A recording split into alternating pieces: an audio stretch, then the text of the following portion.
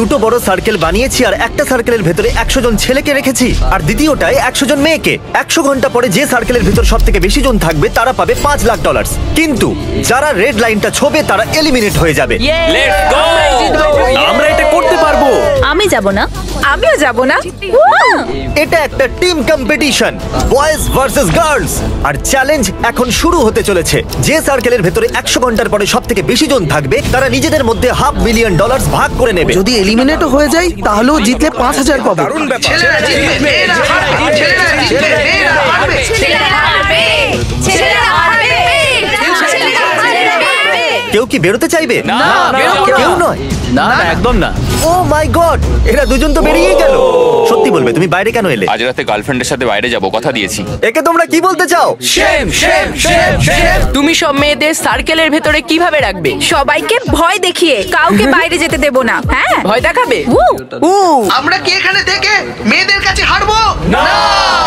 যদি এখন বেরিয়ে যায় কেউ কি জানতে পারবে? না, মনে হচ্ছে না। দাঁড়াও, ও মাই না, গড। তুমি এরকম করতে পারো না। শোনো, একটু পিছনে চলে এসো যাতে কেউ তোমার কাছে না আসতে পারে। আরে এসব কি হচ্ছে? করছো? আমি 5000-এর জন্য নিজের জব ছেড়ে দিতে পারি না। ও নিজের জব সত্যি? খুব প্রিয়। আশা করবো তোমরা জিতে যাবে, কিন্তু আমার সেটা মনে হচ্ছে না। এখন মাত্র 20 মিনিট হয়েছে, 5টা ছেলে বাইরে বেরিয়ে গেছে, কিন্তু মেয়েরা একজনও নয়। এটা ছেলেদের জন্য ঠিক নয়। আমরা কি করে জানবো যে কে বা কারা ওই রেড লাইনটা টাচ করেছে? আর সেই জন্য আমরা ঘরের প্রতিটা জায়গায় 65টা আলাদা ক্যামেরা সেট করে দিয়েছি, যেগুলো প্রতিটা কোণা দেখছে। আর আমাদের টিমের প্রত্যেকটা সদস্য প্রতিটা খেলোয়াড়ের উপরে নজর রাখছে। আমাদের কাছে আপনাদের জন্য একটা প্রেজেন্ট আছে। এটা কি করে চালাতে হয় জানে না? সরে যাও আরে সবাই। বাবা, এটা সাধারণ গাড়ির মতো নয়। পেছনে সরে যাও, এটা চালাতে পারে না। আমি আপনাদের জন্য একটা টয়লেট নিয়ে এসেছি। ঠিক আছে, বাই। বাই। দেখো ফোকলিফট দিয়ে ড্রিফট করছে। এখন ছেলেদের কাছে 2টো টয়লেট আছে আর মেয়েদের কাছেও 2টো টয়লেট আছে। Good luck. আমার বিড়ালটা বাড়িতে একা পড়ে আছে। ওর খাবার আর জল? ওর কাছে তো শুধু 3 দিনের খাবার আছে। কালকে আমি ছুটি নিইনি। ফ্রাইডে আমায় শিকাগো যেতে হবে, 3টের সময় ফ্লাইট। অনেকজনেরই ফ্যামিলি মেম্বার বা জব আছে যারা আজ রাত্রে বা কালকে এদের জন্য অপেক্ষা করছে। আর আমি এটাই চাইছিলাম, এই জন্য আমি চ্যালেঞ্জ সম্পর্কে এদেরকে প্রথমে কিছু বলিনি। তাহলে তোমার একটা বেবি আছে সেই জন্য যাচ্ছ? আমার একটা বেবি আছে। ওকে। একজন বেরিয়ে গেল কারণ ওর একটা বেবি আছে। এমনি তো কালকে আমাদের যেতেই হবে। হ্যাঁ, আর আমাদের জবও তো দরকার, তাই। রেড লাইনে রাখা গোপ্রোতে একটা দারুণ শট এসেছে। সবাই চলে এসো, এদিকে চলে এসো সবাই। আপনাদের মধ্যে একজন রেড লাইনের খুব কাছে এসেছিল। আপনাদেরই ডিসাইড করতে হবে ও আউট কিনা। এই দেখুন, বলুন ও আউট কিনা। না না, ভেতরে আছে, ভেতরে। আরো কিছু সেকেন্ড প্লে করি।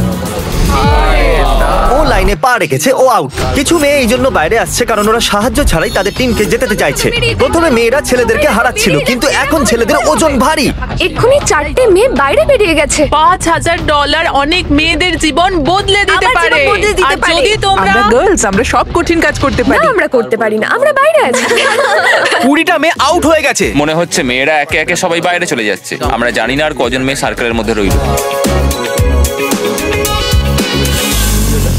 এখন যেহেতু চ্যালেঞ্জে অনেকটা সময় পার হয়ে গেছে, তাই আমরা ওদেরকে ডিনারে ওট মিল খেতে দিয়েছি। দেখা যাক কারা জেতে। আমরা এই ওট মিলটা খাচ্ছি এই ডলারের পাহাড়ের ওপর, আর এই খাবারটা খুবই জঘন্য। এই ওট মিল একটা সাইকোলজিক্যাল টর্চার। ওট মিলের জন্য 16টা ছেলে বাইরে বেরিয়ে গেল, কিন্তু মেয়েরা মাত্র 4 জন আউট হয়েছে। আপনাদের খাবারটা ভালো লেগেছে তো? একদম বাজে খেতে। আমার রেজেন্স পছন্দ নয়। তোমার বলে কটা রেজেন্স পড়েছে? মোটামুটি 20টা। এখনো দুদিকে লোক সংখ্যা প্রায় সমান। দারুণ ব্যাপার এটা। আমি কত ছেলেদের মাঝখানে শুয়ে আছি। বাঁদিকে দেখো ছেলে, ডান দিকে দেখো ছেলে। কি যে করি। প্রথম রাত্রে 7 জন ছেলে আর 9 জন মেয়ে আউট হয়ে গেল। মেয়েদের থেকে ছেলেদের নিশ্চয়ই ভালো ঘুম হয়েছে। আমরা আজকে চেঁচাবো যাতে ছেলেরা বিরক্ত হয়ে বেরিয়ে যায়। 3, 2, 1। এসব কি হচ্ছে? কি করছো ওরা? চাইছে। Good morning. এরাই হলো সেই খেলোয়াড় যারা প্রথম রাত্রিটা পার করেছে। জানতে চাও কতজন ছেলে আছে? আমি এক্ষুনি গুনে আসছি, আমি ফিরে আসবো না। গোটা রাত্রি 62 জন ছেলে কাটিয়েছে। দারুণ ব্যাপার। কতজন মেয়ে আছে জানতে চাইবে? ওকে, ঠিক আছে, আমি একবার দেখে আসছি, আমি ফিরে আসবো না। জানি না কেন প্রত্যেকটা ছেলে ওট মিলের জন্য খুবই এক্সাইটেড ছিল, ওটমিল ওটমিল ওটমিল। কিন্তু মেয়েরা খুব বেশি একটা খুশি মনে হলো না। ওটমিল। তোমার মনে হয় এটা সুস্বাদু? এই পয়েন্টে প্রত্যেক খেলোয়াড় বোর হতে শুরু করেছিল, তাই মেয়েরা ডলার দিয়ে জিনিস বানাতে শুরু করে দিল। ওরা ডলার দিয়ে জাম্প রোপ বানালো, কিছু খেলা খেললো, এমনকি ওরা এই মানি ডলসও বানালো। আর এখানে ছেলেরা এসব কি হচ্ছে? মিস্টার বিস্ট, আমাদের পাপের জন্য আমাদের ক্ষমা করে দিও। লোকেরা আলাদা আলাদা পদ্ধতিতে বাইরে আসছিল। কেউ ভুল করে বাইরে এলো, কেউ প্রেসার হ্যান্ডেল করতে পারলো না। আর এই মেয়েটা তো অন্যের বিড়ালকে বাঁচাতে বাইরে এসে আউট হয়ে গেল। আমার বিড়ালটা মরে যাবে। এবার মনে হচ্ছে কিছু কাজ করলাম। জানেন এখানে আমরা কতক্ষণ কাটালাম? 24 ঘন্টা। একদম ঠিক। আর এর প্রাইস হলো, ঠিক আছে এবার সবাই নিজেদের চোখ খুলে ফেলো। আমরা হাওয়াচি শেফদের এদের খাবার তৈরি করার জন্য ডেকেছি। এখন হলো শো টাইম।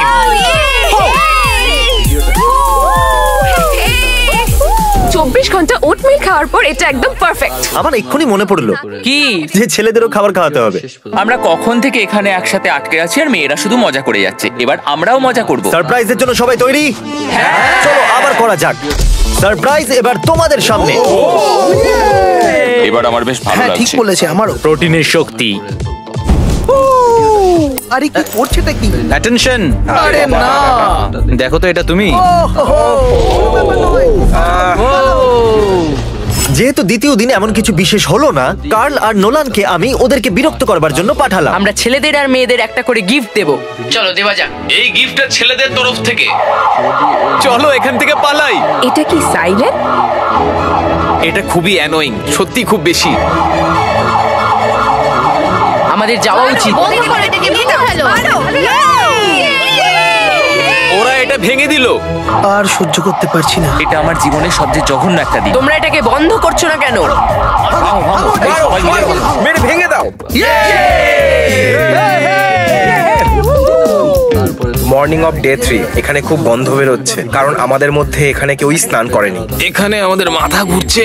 আপনারা দেখতে পাবেন এখানেও লেখা আছে, এ পুরো পাগল হয়ে গেছে। কাল রাত্রে এই ছেলেটা বলল যে ওকে স্কলারশিপের জন্য একটা ইম্পর্টেন্ট জুম কল অ্যাটেন্ড করতে হবে, তাই নোলান এর জন্য শুট আর ল্যাপটপ নিয়ে এসেছে যাতে ও সার্কেলের ভেতরে থেকেই কলটা অ্যাটেন্ড করতে পারে। এটা মনে হচ্ছে বাজে আইডিয়া। কেভিন, তুমি তোমার সম্পর্কে আমাদের কিছু বলো। আমি একজন এলিমেন্টারি অ্যাডমেজার। সবাই ক্যামেরার সামনে গিয়ে এইরকম করো।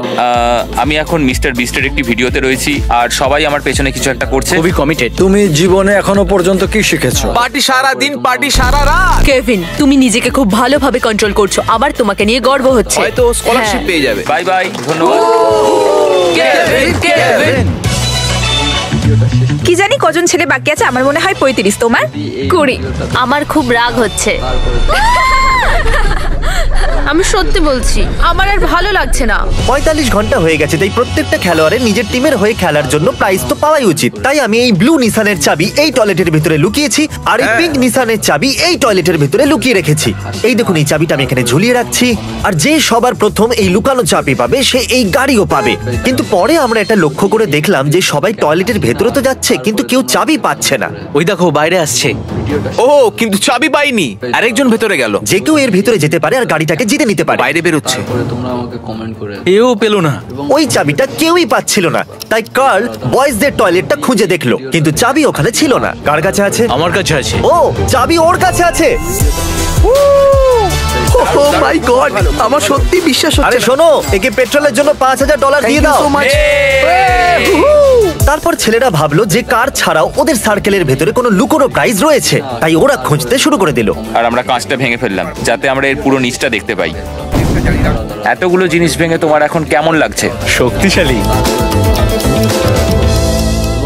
দুটো সার্কেলের ভিতরে থাকা খেলোয়াড়রা 50 ঘন্টা পার করে ফেললো। হ্যাঁ, আপনারা চ্যালেঞ্জ অর্ধেক পূরণ করে ফেললেন।